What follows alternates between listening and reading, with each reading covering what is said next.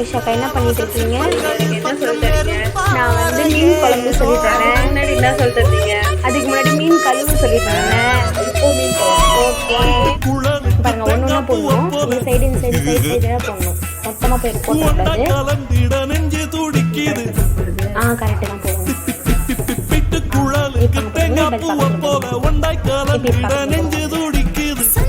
குழம்பு எல்லாம் ரெடி ஆயிடுச்சு. இப்போ மீன்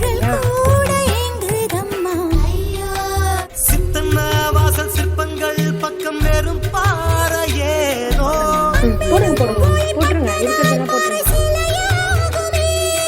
இதுக்கப்புறம் 2 minutes தான். அது நல்லா கொதிச்சோன்னு மாவு பண்ணிடுவோம்.